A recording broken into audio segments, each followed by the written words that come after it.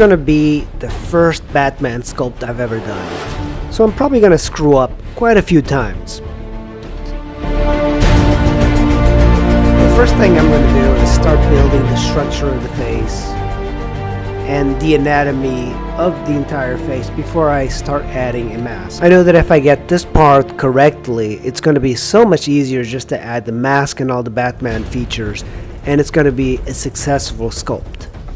Batman, as I see it in my head, has a very wide jawline. It's typical of a lot of the comic book heroes.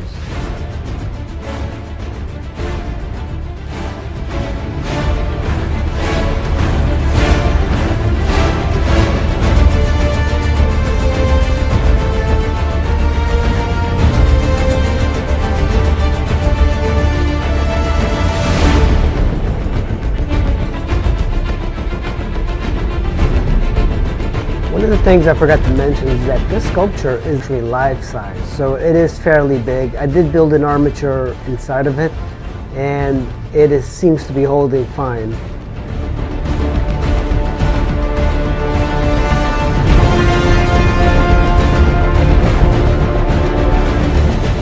Ears are extremely difficult to do, and you cannot have them too far forward, and they should not be in line with human ear. So I paid attention to some Batman features, and the ears as I'm doing them right now are actually wrong, so I have to reposition them later on. They're actually towards the back of the skull, so I removed it using a wire tool, and it's fairly easy to do when it's wet, and I just wet it a little bit and I just position them just slightly towards the back of the head. They cannot be too far in the middle or anything like that, so they don't go by normal human proportions.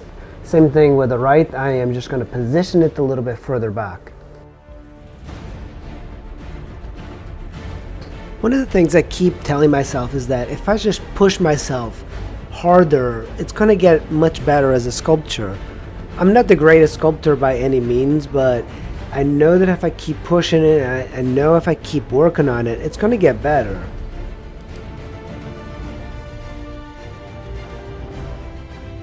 Now I'm adding the mask, and I wasn't sure if I was to add like one large chunk at a time, but I didn't want any air bubbles. So I started out building it slowly over the skin. My choice of tools in the beginning are always like the biggest and flattest tools, and then I progressed to the more detail-oriented tools.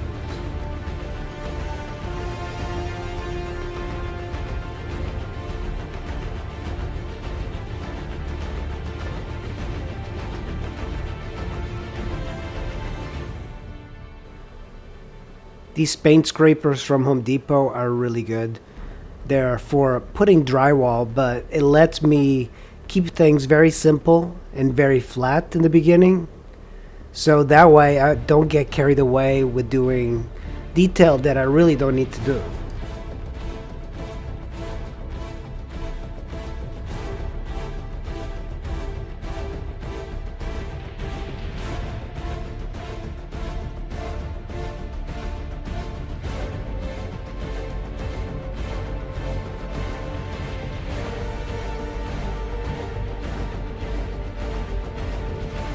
Now I like to use my loop tools and my knife to get a few more details in there.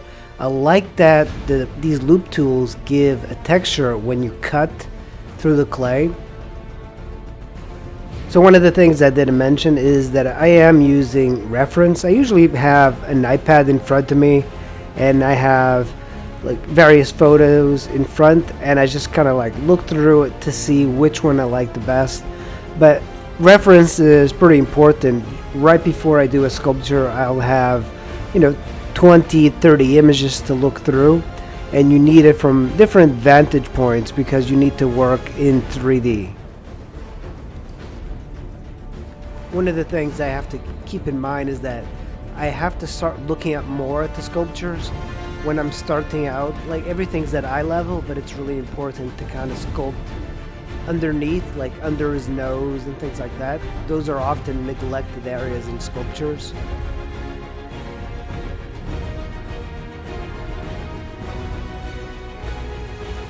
So now I'm adding the cloak, and of course I'm adding like little bits at a time. The one thing I should have done instead of adding the cloak from illustrations and stuff like that in reference is I should have set up drapery and then set it up around a figure so I know how the drapery actually goes around the figure. Otherwise I'm going by unrealistic illustrations on Google, so, and that probably isn't the best way to use reference.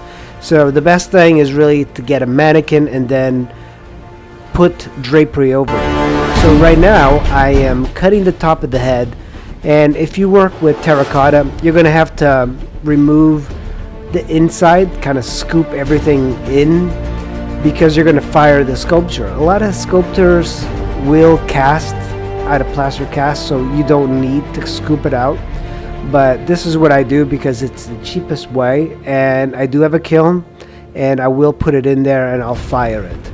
It's the cheapest way. Doing everything else is much more expensive.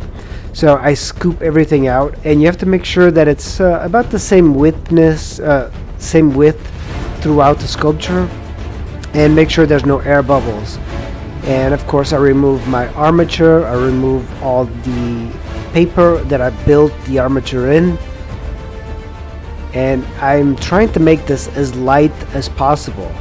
If you do take a sculpture to get fired at your local clay place, they sometimes charge you by how much it weighs, so it really helps to scoop everything out.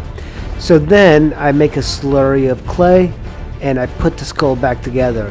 Oftentimes you have to work a little bit with the sculpture to get it perfect because your handprints, it'll change a little bit the method.